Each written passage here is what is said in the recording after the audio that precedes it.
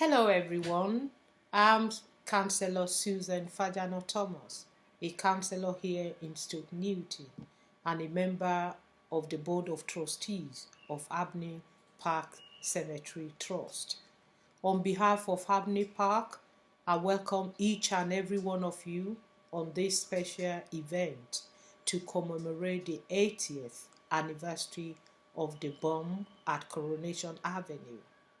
The Blitz was a German bombing campaign against the UK in 1940 and 1941. 2 million houses were destroyed during this campaign, and 60% of these were in London, and one of them here in Stoke Newington. On the 13th of October 1940, a bomb landed on an air raid shelter underneath residential flats at Coronation Avenue, just by the police station. The loss of life was such a great tragedy that the King and Queen visited the scene to comfort the local community. Here in Abney Park Cemetery, there is a memorial to the civilians who lost their lives in Stoke Newington. In 2010, I was privileged as a local councillor and a local resident to join Timeline, a local organization and a group of local residents to commemorate the 70th anniversary of the bombing at Coronation Avenue. Time flies. It has been 10 years, and here we are commemorating the 80th anniversary. And here we are celebrating the 80th anniversary. Remember all those people that lost their lives. And I hope you will enjoy this special event. Thank you again for being with us.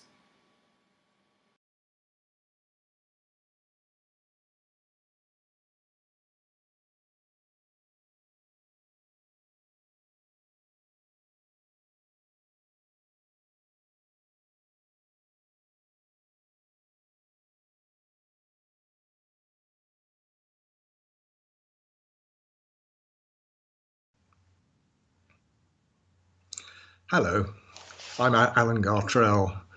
And despite what they say, I'm not a historian. I'm not someone with a particular specialisation in the Second World War.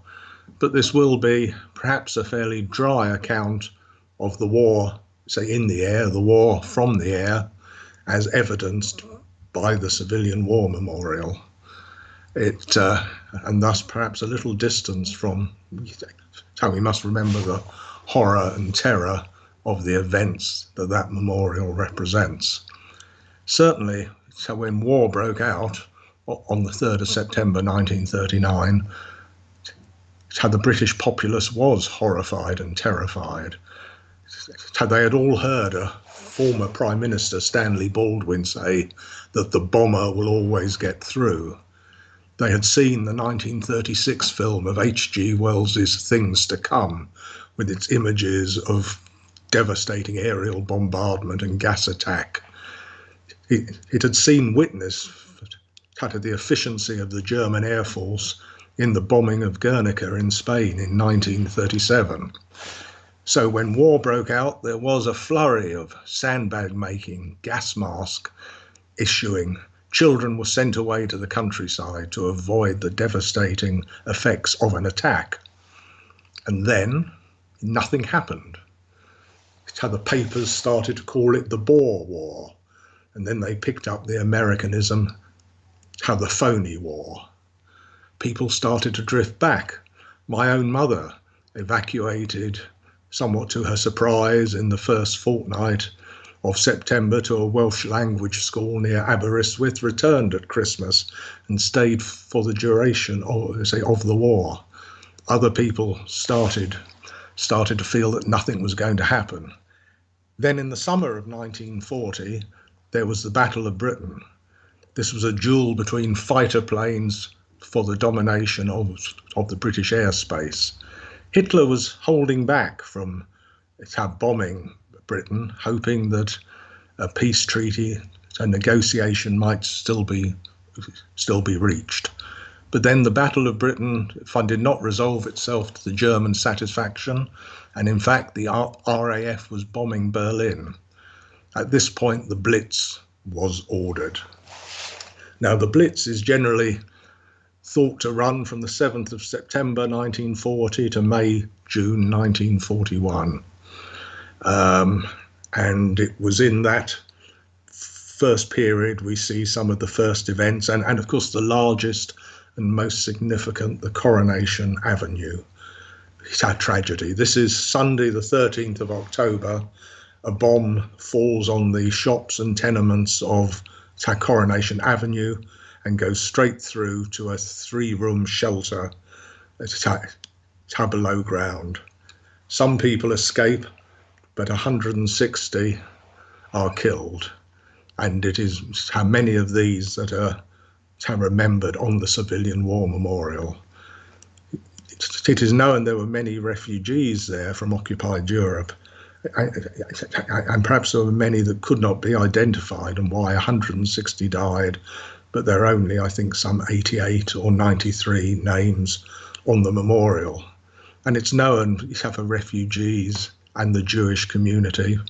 But of course, amongst the names, there are Cooperstein, Edelstein, Serkowitz, but there are also Biggs, bishops, a butcher. It was a community shelter. And on the same night, the 13th of October, there was a direct hit on Bounds Green tube station. Tube stations were also used as shelters, and there some 13 Belgian refugees and 3 others died. And if you go there to the northern end of the southbound platform, you can see a small memorial plaque there. So the next night, Monday the 14th of October, was perhaps the heaviest bombing that had yet been experienced. It was the night that Downing Street and the Treasury were hit. The famous image of the bus in the blackout falling into a bomb crater that it couldn't see, but also a bomb falling on 98 Green Lanes with 3 fatalities, which are noted, say, on the memorial. Say on Tuesday the 15th of October in Islington, there was a very similar event at a Coronation Avenue. The shelter under Dame Alice Owen's school also received a direct hit. Gas mains and water mains were fractured, and some 109 people died. There is a memorial plaque there in the Alice Owens Gardens, which remembers the event and lists the names of the fatalities. So this was the Blitz at its height. You feel, obviously, people could change street signs, they could try and camouflage Stoke Newington Town Hall, but in fact the River Thames, acted as a gilded, shining path into the East End and to London. Come the 29th of December, there was what has become known as the Second Great Fire of London. 100,000 bombs, how many of them incendiaries, rained down on the City of London. 14 incendiaries hit St Paul's. Churchill had ordered explicitly that St Paul's must be saved, and it was, and that is the source of those iconic photographs of St Paul's there amongst the smoke and devastation of the City of London. And the Blitz continued into the new year. On the 5th of January 1941, a bomb fell on St Matthias Square. It had just behind the church there off St Matthias Road, with 6 casualties, which again are on the memorial. So, in my family connections, at this time we have my mother helping out in British restaurants, the communal feeding stations for people that have bombed out. I have a grandfather who's lost an arm in the First World War, who is on fire watch at City Road power station. I have one great uncle as a wartime special constable in the City of London, another running around central London with a case full of fuses of all types, trying to keep the electrical supply going. It's dangerous and frightening times, but they all survived, which is fortunate, because across Britain, and of course the Blitz was say affecting towns such as Southampton, Birmingham, Liverpool, even as far as Belfast. And overall in that period from September to May, some 46,000 people were killed. 2 million houses were destroyed, of which 60% of those were in London. But then, how come the May, as the very resource-intensive use for the German war machine was starting to be felt, and as British industrial productivity and British morale did not seem to be failing, and the Luftwaffe turned its attention to the Eastern Front, then the Blitz came to an end, and it faded away. Though of course there were continuing attacks and revenge attacks, because one must now realise this is a two-way street. That the RAF and later the Americans are of course bombing the towns and city of Germany, Berlin, Nuremberg, Stuttgart, the Ruhr, the firestorms of Hamburg and Dresden to come. And there were revenge attacks. Certainly in March 1943, how people knew that Berlin had been attacked and were worried about a revenge attack. So when on the 3rd of March 1943 the sirens sounded, people in Bethnal Green ran to the tube station, which was in use as a shelter. As they all poured in and down the escalators and stairs, somebody tripped. Then someone else tripped. In no time at all, there was a heaving mass of bodies, more and more people behind, not knowing what was going on, pouring in. And in Bethnal Green tube station, 173 people were crushed or asphyxiated, perhaps the biggest civilian casualty in the Second World War. And then in January to May 1944, the Luftwaffe tried again with a major aerial attack, what the Germans knew as Operation Steenbock, and what became known, say, in England as the Baby Blitz. Aerial attacks have resumed. And it was one of those attacks that took out 2 properties in Lidfield Road, down off Green Lanes towards Newington Green, on the 19th of February 1944. 2 fatalities there, which are again named on the monument. But that was the last major air attack by planes. Thereafter, perhaps, came the even more terrifying unmanned weapons, the V bombs, the Vergeltungswaffen, the vengeance weapons. First, the V1, which was a pulse jet, was, if you like, a prototype cruise missile. It was known here as the doodle bug or the buzz bomb because it made a distinctive whirring noise in the sky, or rather you hoped it did, because at some point it would cut out and then you knew you had 15 seconds to make it to shelter. And these were the ones that caused the last fatalities in the borough of Stoke Newington. Some 100 a day were being sent at London at the high point. So this is from June till October 1944, when the launching pads were sort of taken by Allied troops. But on the 19th of June 1944, a V1 landed on Lonsborough Road with 8 fatalities. On the 26th of June, one landed at the northern end of Defoe Road, quite close to Stoke Newington Church Street, with 3 fatalities. On June the 27th, outside of the borough, at noon, a V1 landed on what is now Highbury Roundabout at the end of Compton Terrace. There's some 26 fatalities. There is a memorial sign there at the end of Compton Terrace if anyone cares to look. And then on the 30th of August, there were the last fatalities recorded on the memorial, Hermitage Road, right up on the northern end of the borough, quite close to Haringey railway station, a V1 bomb and 3 fatalities. And that's the end of what you have on the memorial.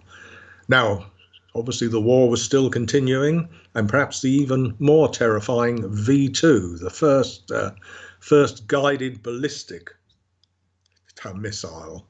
It's developed by Werner von Braun. Some of you might remember the Tom Lehrer song, if the rockets go up, I don't care where they come down. It's not my department, said Werner von Braun. Lehrer's anger was perhaps caused by the fact that the Americans took Werner von Braun to mastermind their subsequent space program and ballistic missiles. Again, von Braun's autobiography is called I Aim at the Stars. Someone once picked up a copy in a second-hand bookshop where the title page had been amended. I aim at the stars, but sometimes they fall on London. Now, the British government tried to hide this terrifying device. On the 8th of September 1944, say a V2 travelling at 3,000 miles an hour, no sound until after it had hit, and it hit Smithfield Market, killing 110. So the government was trying to say a lot of these were gas explosions. So many of the populace knew, and the V2 became known as the flying gas pipe. Some did hit Stoke Newington, two along green lanes close to the reservoirs and the pumping station, and it seems as though Matthias Road was hit again, but I'm not aware of fatalities. There was quite a clever black propaganda exercise where the British government was convincing through false newspapers and photographs that the V2 was falling on Hertfordshire, thus getting the Germans to truncate its range, and meaning that it was falling on Kent. And in fact, the last V2 fatality was in Orpington. So, back to Abney. It had bombings. The northern end of Bouverie Road was bombed, and that is all now sort of post-war properties. And a parachute mine fell on Fleetwood Road. You can see the damage there still. The top of the obelisk to Sir Charles Reed, Hackney's first MP, is broken off, and the red porphyry obelisk next to it appears to have been repaired. And we have the testament of Les Stokes in the 156 bomb disposal section, who recalls the unpleasantness of dealing with exploded and unexploded ordnance in a cemetery. And he also recalls bulldozers coming in to clear an area for a mass grave for a shelter that had received a direct hit. I think that can only be Coronation Avenue. So it's fitting that in 1948, the borough of Stoke Newington and the management company of the cemetery agreed to put up the civilian war memorial. There are many of these around. Our sister, it's a magnificent Severn Cemetery at Nunhead has one. Islington has one at its Finchley Cemetery. There are comprehensive lists by Historic England and the London Assembly. These can be traced. So, why are we commemorating this? Well, I think, as the Historic England listing says, it's a dignified and poignant testament to the impact of the Second World War on the local community. It is right to remember these people that died, and it is right to remember that Europe was tearing itself apart 80 years ago. There is also the physical effects. So you think of the Barbican and the Barbican Centre built on that area of the City of London that was totally devastated. And this morning I walked down Green Lanes to look at the post-war flats on the site of 98 Green Lanes, and round the corner in Lidfield Road where an where an incongruous pair of suburban semi-detached sits in the middle of a Victorian terrace. Secondly, I suppose it reminds us, with the refugees at Coronation Avenue, the Belgian refugees at Bounds Green, that this was once a country that welcomed refugees. And then, as John Donne said, every man is a piece of the continent, a part of the main. If a clod be washed away by the sea, Europe is the less, as well as if a promontory were. As well as if a manor of thy friends or thine own were. Any man's death diminishes me, because I am involved in mankind, and therefore never send to know for whom the bell tolls. Thank you.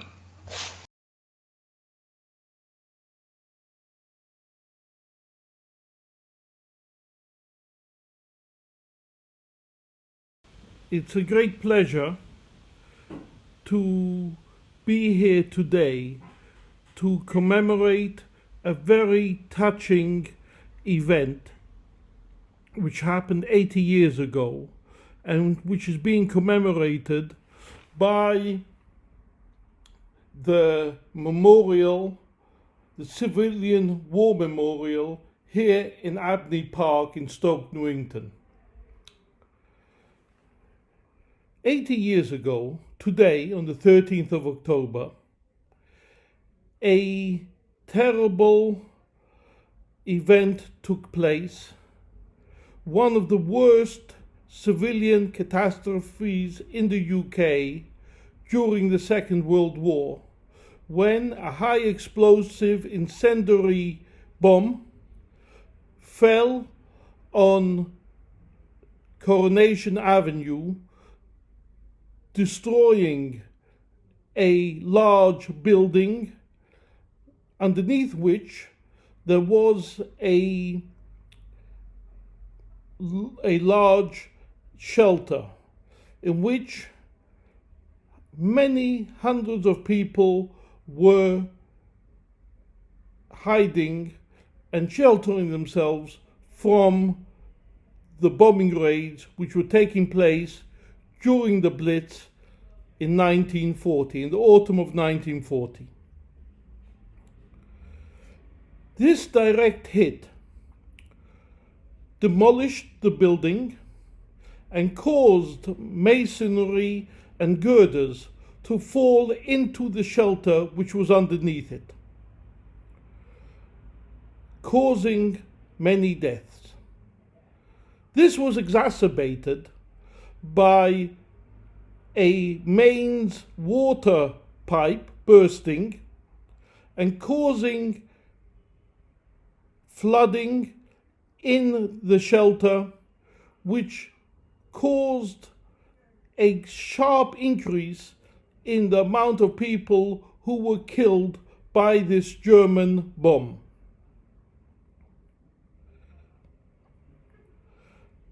I knew a number of people who escaped from this tragedy.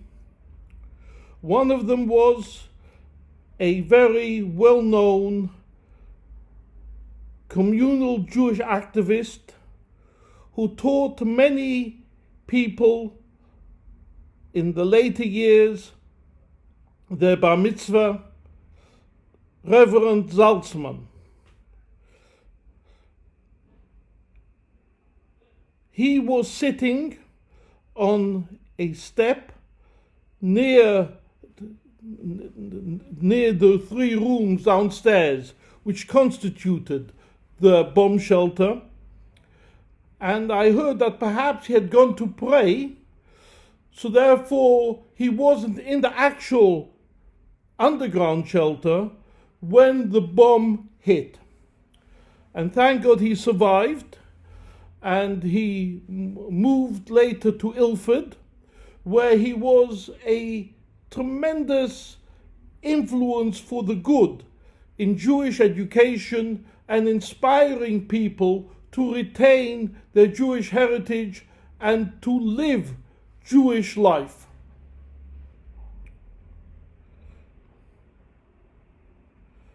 160 people were murdered by this bomb. And of course, this was during the fog of war, during the terrible feelings and sentiments that people had been going through during this period. And therefore, there was a lack of coordination when it came to burying the dead. There were those who had family who were capable of taking their loved ones and burying them in a Jewish cemetery. Many of them were taken to Marlow Road in East Ham, where they were buried. But some didn't have relatives. Many of them had come over as refugees in the 1930s, alone, without family. And even those who did have family, many of them were not capable of dealing with this crisis, with this deeply disturbing situation. And the bodies were taken here to Abney Park and were buried ad hoc wherever there was place, without their places of burial being marked because of the difficulties at the time. Later, a civilian war memorial was erected in honor of those who had passed away, with their names inscribed. There are 88 names of people who died during this tragedy. There were actually about 160 people who were killed during this tragedy. And many of their names, of course, are not inscribed because they didn't have the information which was required.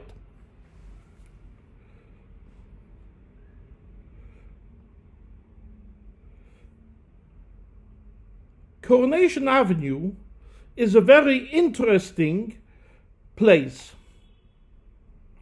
It was built and completed in 1903 and called Coronation Avenue in honor of the coronation of Edward, the son of Queen Victoria, whose coronation was during that period.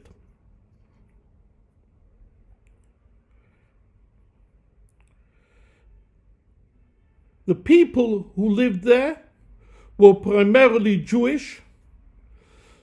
The buildings were called the 4% buildings, which were donated by the Rothschild family for the poor, working class people from the East End who lived in very unsanitary conditions in a place where there was a lot of pollution, very cramped conditions, unsatisfactory housing, and they wanted that people should live in healthier conditions, so they constructed these flats.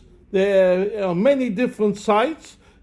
This particular site of Victorian Road, Coronation Avenue and Imperial Avenue constitute of about 300 flats, which were a marked improvement on the housing conditions in the East End and gave people dignity and much healthier living conditions.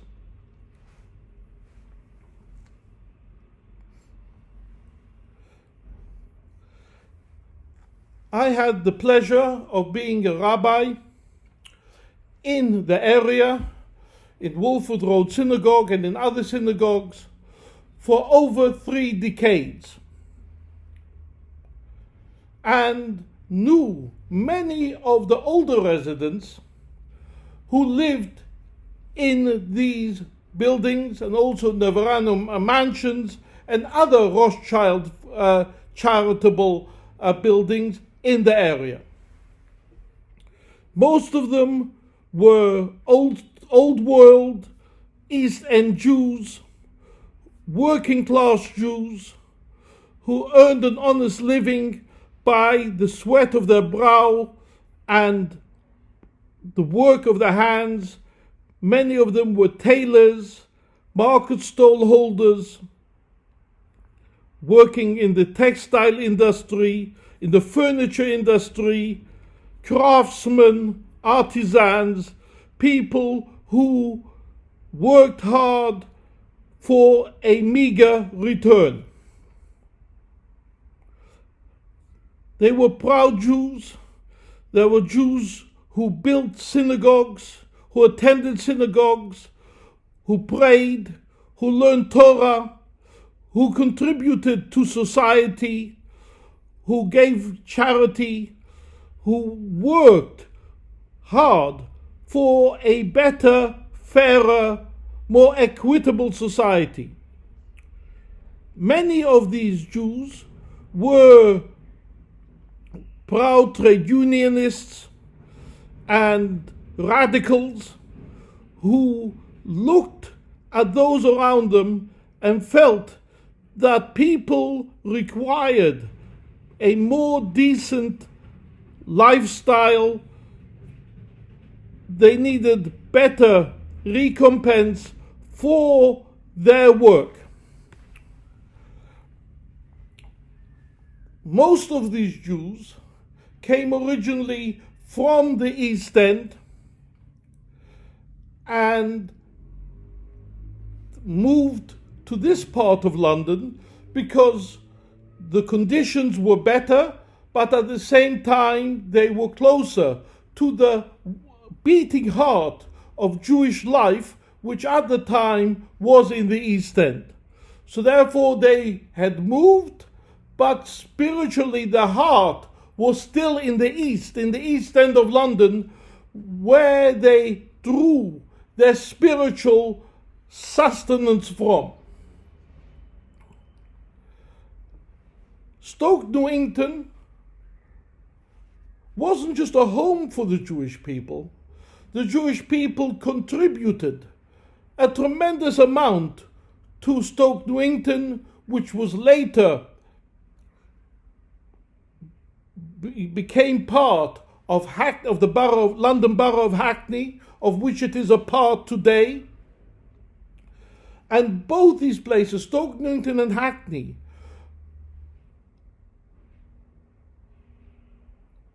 were deeply influenced for the good by the Jewish residents. Many of the local councillors were members of the Jewish community, mayors in the borough, MPs,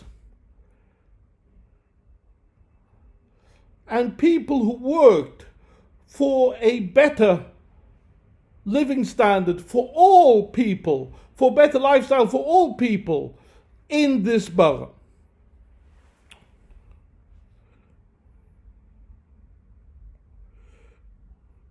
The earliest record of Jews in the borough goes back to the 18th century. But Jews started living en masse in the borough towards the end of the 19th century, when the big synagogues in the borough were constructed. The Dalston Synagogue, Egerton Road Synagogue, Wolford Road Synagogue, Rotten Toiv Synagogue, Montague Road Synagogue, and many others. This became a very important center for Jewish learning, for Jewish scholarship, and most importantly for Jewish life. One of the great thinkers and rabbis of the past century, Rabbi Eliyahu Dessler, was a rabbi in this area. And of course, a more recent renowned rabbi, the Chief Rabbi Sachs, was also born and grew up in this area.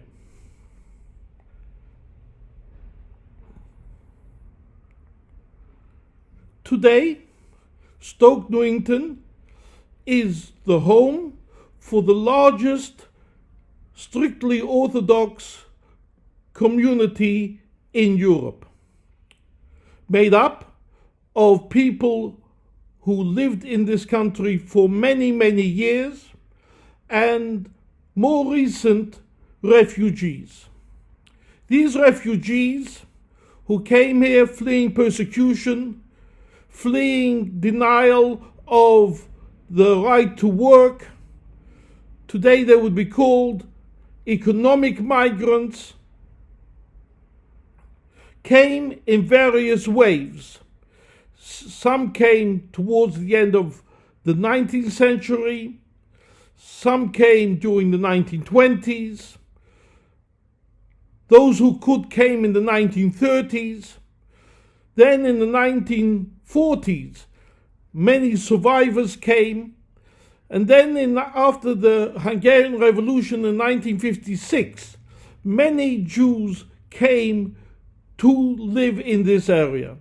There were also later waves of immigration of Jews from North Africa, of Jews from Aden, who they and their descendants still live in this area. Today the area boasts well over 100 synagogues, many Jewish schools, many Talmudic academies, many schools of higher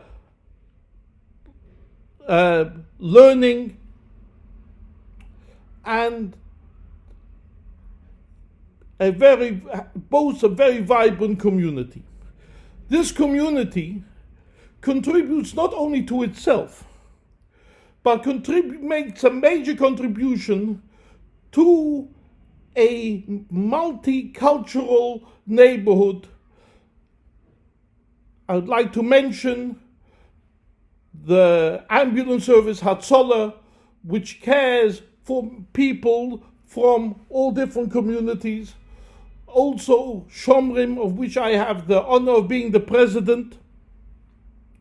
Almost 70% of the issues that we've dealt with last year was for people not within the Jewish community, but people from the wider community, making sure that if they've been attacked, that there's someone to be there to help them recover, to help them achieve justice. And most importantly, we try to preempt negative things happening to people.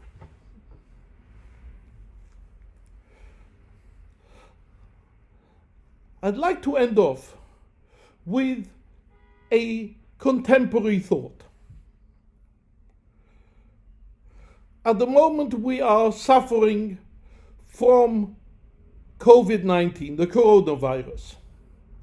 There are those who say that, God forbid, there might be more people dying from the coronavirus than all the deaths during the Second World War.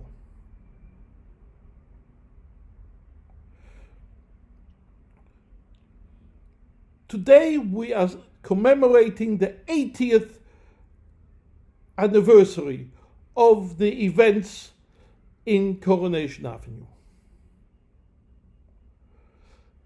It reminds us of the spirit of the Blitz, as Her Majesty the Queen alluded to in her recent talk.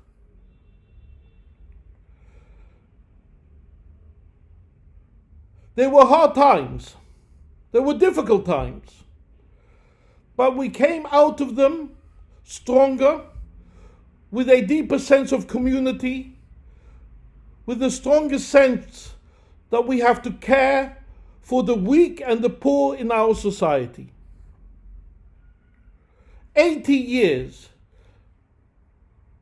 commemorating strength, commemorating fortitude, commemorating the ability to put our own benefit on one side for the sake of the many.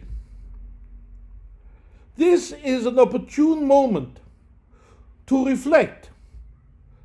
How can we do more to protect lives of others by keeping the regulations that the doctors and the government have instructed us to keep? And how can we ensure that society becomes fairer, becomes kinder, becomes more compassionate for each and every one of us? Thank you very much.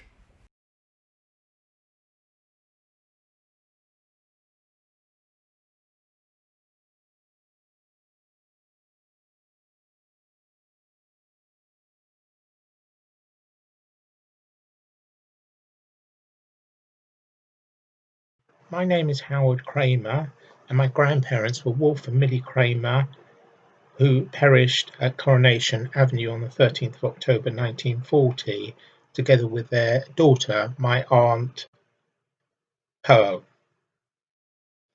I can do no better than to paraphrase the words that I wrote for inclusion in the book, entitled Just Like the End of the World, which was compiled by Cllr. My grandfather, Wolf Kramer, was born in Lithuania on the 6th of August 1890, and my grandmother was born in Poland on the 19th of January 1896. My aunt, Pearl, was born on the 4th of February 1918 in Stepney, London. By trade, my grandfather was a kosher butcher, and he came to England probably around 1910 or thereabouts. He settled into his new life in England, and being a kosher butcher meant he practiced Orthodox Judaism. Although he could speak and read English reasonably well, his business was mostly conducted in Yiddish, as the majority of his customers spoke Yiddish, which was the language used by London East European Jewish community.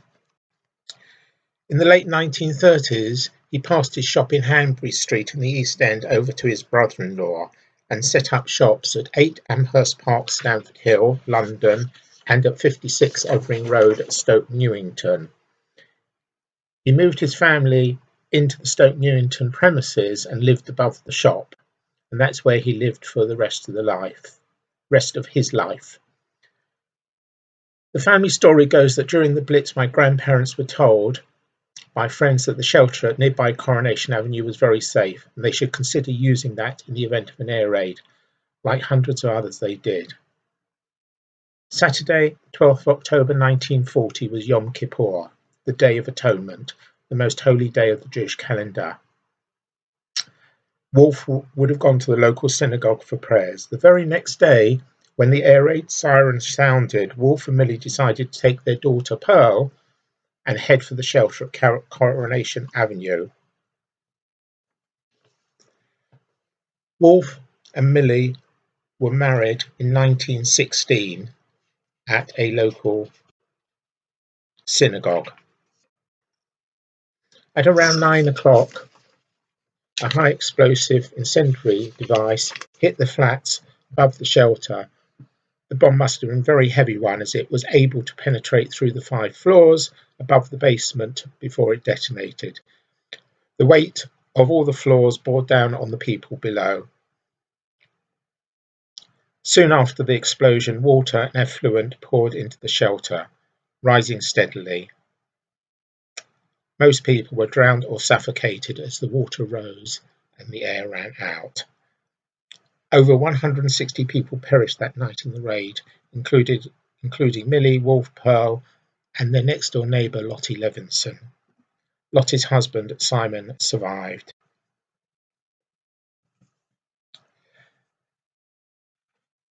We should all pray that their dear souls rest in peace. Finally, I would like, on behalf of everyone, to thank Camilla for her role in galvanising the campaign to recognise those who died at Coronation Avenue on the 13th of October 1940. Without her determination and fortitude, nothing would have happened. No ceremonies, no plaque, no book, and no renovated memorial stone.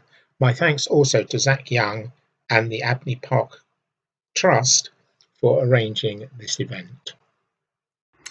Hello, my name is Colin Turek and my mother's name was Vera Edelstein. As a 15-year-old girl on the 13th of October 1940, my mother and her parents walked from their greengrocer's shop in Stoke Newington High Street, just across the road from Coronation Avenue. They walked across the road into the shelter at Coronation Avenue.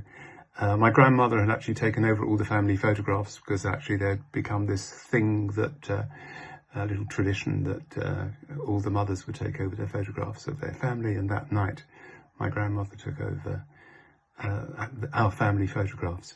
Apparently there were 3 rooms in the shelter, and my mum and her parents and my mum's younger brother were allocated a room, the far end, room 3, that had beds in it. And because my grandfather was a greengrocer and had to be up early in the morning, he was allocated a bed.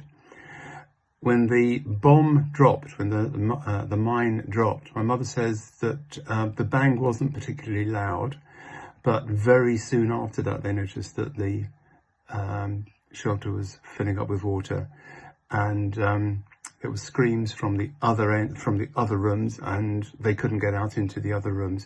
But there was an escape hatch, so the escape hatch was lowered down, a ladder was lowered down, and my mother, my grandmother, my grandfather, and my Uncle Laurie, my mother's younger brother, climbed out. And I smiled because my mum says that my Uncle Laurie, who was about 11 or 12 at the time, climbed up the ladder the wrong side because he was rather boisterous. Somebody at the time shouted, "Don't panic, we're British." And my mum said that her family were the last ones out. She was neck deep in water when she actually got out of the water and climbed up. They went home, they dried themselves down, emergency services arrived, and that was sort of it until the morning. In the morning, army came and secured the area, and later on in the morning, removals vans, very, very large Pantechnicons, removal vans arrived to take away the dead. And Mum's bedroom overlooked where the removals vans were, so she watched the bodies being taken out and loaded onto the removals vans. It was hushed up. Nobody said anything about it because of censorship, and people just went on about their lives. It decimated that community. I was told that story from when I was quite young, and I heard it repeated by my mother multiple times. So it's one of the stories of my childhood as well. The only thing that I would say is that history is important. We are at a time now of Brexit, rising tensions, rise of the far right, and we need commemorations like this to remind ourselves that when one group of people, one society, one country suddenly thinks itself to be better than somebody else, or covets something of somebody else's, then things can happen, voices get louder, aggression rises, and before you know it, people are dropping bombs on other people, and that sort of thing is the thing that leads to disasters like Coronation Avenue. So it's history, and the lessons of history are worthwhile remembering. My name is Norman Levinson. My mother's name was Lottie Levinson. My mum was killed on that dreadful night, 80 years ago, and if my grandparents hadn't taken my sister and I away 1 week earlier, we would have been in the shelter with her. My mum's name isn't on the headstone because her body was one of the few removed from the wreckage, and my dad had to go, I believe, to Manor House to identify the body. She is buried in a Jewish cemetery in Enfield. That fact makes this evening no less emotional for me. All the names on the headstone have a direct effect on me. All these people were with my mum when she died. Only their families can have the feelings that I have had for all these years. This is a wonderful gesture by the council to have remembered the terrible happening of that dreadful night. This is something that must never be forgotten. The people who died there must never be forgotten. Look what these people have missed. To be called mum, dad, grandma, grandpa, all the wonderful things that have happened in their families over these years. And us, who have been mourners for all these years. We've never had the pleasure of their company. I personally never had the love of a mum. Never been able to call somebody mum. Everyday things that people must take for granted has been denied me and my sister, and many others. This tragedy must never be forgotten, and the plaque on the wall of Coronation Mansions will always be a reminder of the sad time. Thank you, Council, for the memory, and God bless all my fellow mourners, and may our loved ones rest in peace, as we hope they have for all these many, many long years. Thank you. Hello there, my name is Mike Hamer and I'm the Detective Superintendent and the Deputy Police Commander for Hackney. Tuesday the 13th marks a very poignant event, the 80th anniversary of the bombing of Coronation Avenue, an avenue that's overlooked by my office window, Stoke Newington Police Station. The event in 1940 shocked the local community. It was a very indiscriminate act and the effects were felt across the whole community. Men, women and children equally affected. My sense from reading the various accounts in the book is one of absolute resolve of the community and a pulling together, including that of the emergency services to respond to that tragedy.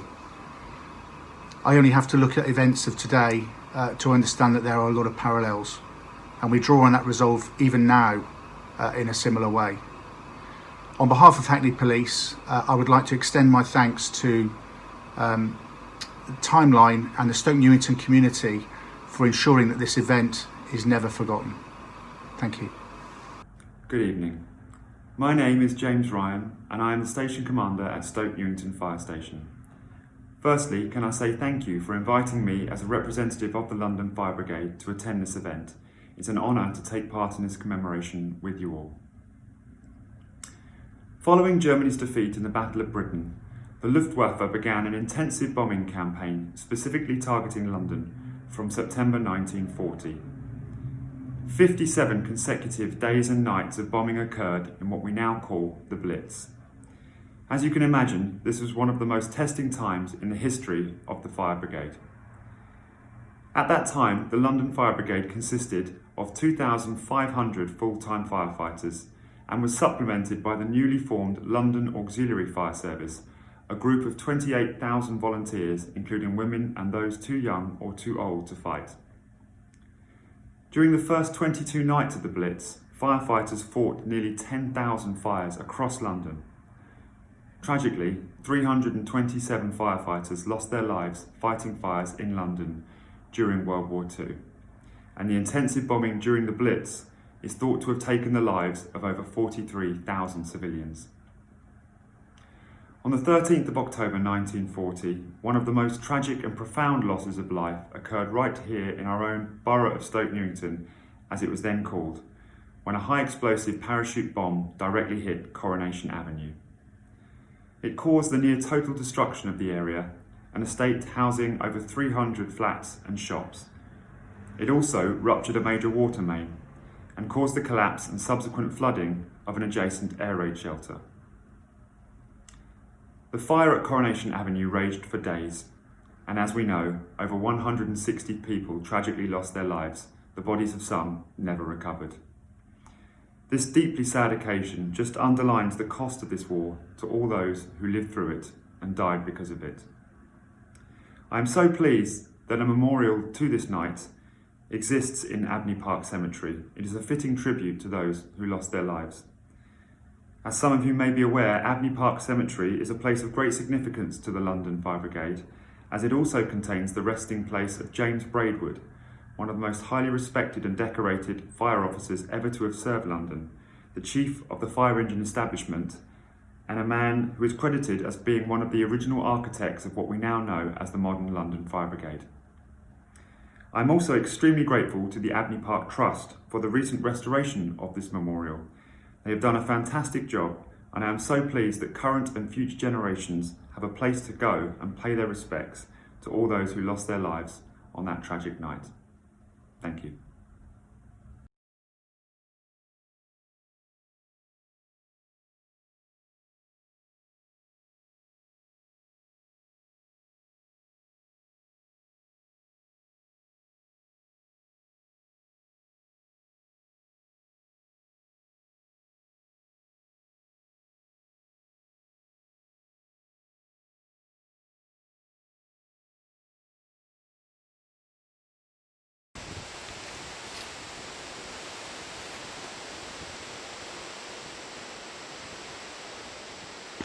Well, my grandparents lived in Imperial Avenue, which is just along from Coronation Avenue. Both were members of the First Aid Party, so I guess they, as a matter of course, would be going into the air raid shelter and would potentially be helping people. When the bomb struck, my grandmother apparently was inside the shelter. My grandfather was reported to be smoking a cigarette outside the shelter, and he went back in and presumed to help people, and from what I gather, the water mains and gas mains ruptured and he never came out. Well, my mum was 11 at the time. She had gone to Princess May School, and I guess she must have just started at Skinner's, and she'd been evacuated with Skinner's to Welwyn Garden City, so she wasn't around here when it happened. Obviously she lost both her parents, and she went to live in Cricklewood with an aunt on her dad's side. Unfortunately she completely lost contact with her mum's family, so we discovered afterwards actually that, and my mum didn't even realise this, she remembered one or two aunts and uncles, but my grandmother was one of about 11. My grandparents were Mari and David Danziger. Both of them were children of immigrants. They'd been brought up in the East End, and they'd moved to Stoke Newington, I think, in 1933. My grandfather was a tailor. My grandmother somehow had learnt the piano, and she played piano in the silent movies, but also she played piano in the homes of wealthy people.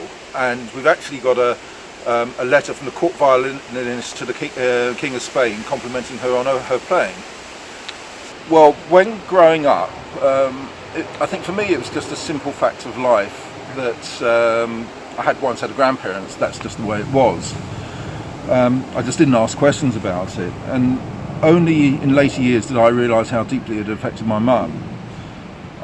About 10 years ago, both myself and my kids, we went to an exhibition about the Blitz. I think it was in Nottingham actually, where there was someone dressed up as an ARP warden who was standing outside a mock-up of a shelter, and he was talking about the experience of people in the Blitz.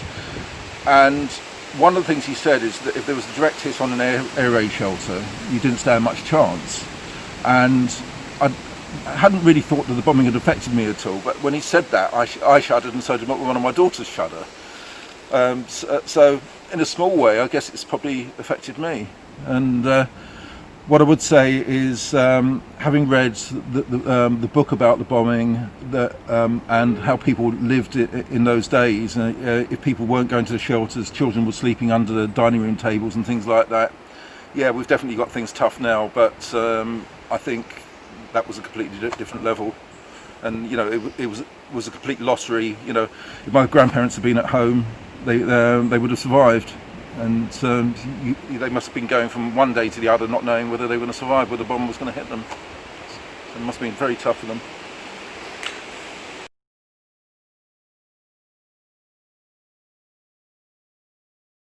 Blanche Litwin.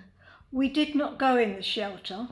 One of the other families in the flats would make us up a bed underneath their dining room table, so we all used to sleep under the table every night. Rebecca Rosenfeld. We could hear the bombs dropping overhead, but I had to just show that I wasn't frightened, although I was. Because being a nurse, you just had to be brave sort of thing. Marion Pelter. We used to hear the noise of bombers coming over and the noise of the bombs dropping. It was very scary, and I suppose that's why my mother decided to go to Coronation Buildings. My Auntie Dole lived in a flat in Beatty Road, just a stone's throw from the air raid shelter. She went there every night. She said although she did not like going there because of all the people, at least she felt safe there. I remember Mum saying that if she felt safe, to keep on going there. Vera Turek. When we'd be at the shelter, women used to bring their handbags full of photos. They'd show them around. On that day, it was my mother's turn. She had an old brown handbag full of photos, and it got left behind. All those memories got left behind. The bomb was the day after Yom Kippur, the most holy day in the Jewish calendar. Celia and Eric went to his family's home in Stoke Newington and had their dinner there. Then they walked from Stoke Newington up to Stepney, where we lived. They just came to show my mum the ring and to let her know they were all right, and off they went. Celia had her hat on from the Salvation Army. I said all she needed was a tambourine. That was the last thing I ever said to her. I could bite my tongue out because she looked lovely. Blanche Litwin. Suddenly there was this terrible noise, a slushing sound like an express train rushing past. We didn't really hear a bang. There was this huge sounding vibration and everything shook. We knew it was very near. The windows blew in and dust seemed to be falling everywhere. Henry Batsman. There was this whopping great explosion, and it went dark. The dust was just everywhere. You couldn't see where you were going.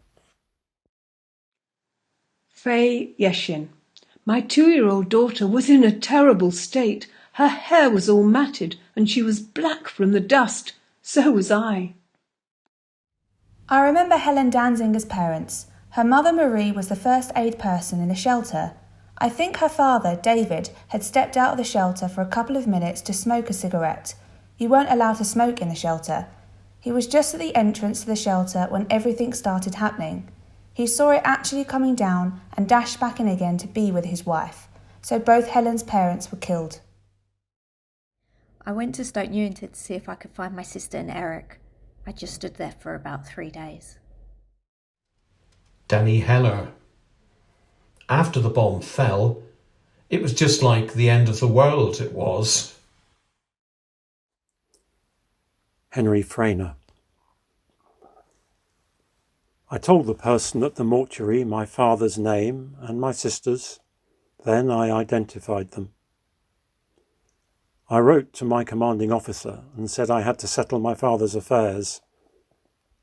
He wrote saying I had an extra fortnight's leave.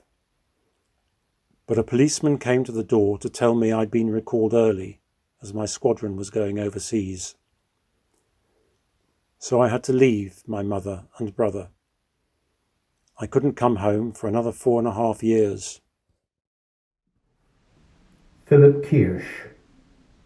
I took the Registrar of Births and Deaths from Stoke Newington Town Hall to Abney Park Cemetery, as he wished to witness the burial of people from the bombing of Coronation Buildings. I stood near him while he witnessed the burial and the prayers said by the Jewish rabbi, the Catholic priest, and the Protestant priest. Ronald Kramer. At the time they put up the memorial stone in Abney Park, they promised us faithfully that it will be kept in good repair and well maintained. Betty Perkins. After a year or so, they put up this memorial in Abney Park, but it's been very neglected. If the memorials are not kept up, people will forget about the war, about the Blitz, and about all the innocent people that were killed.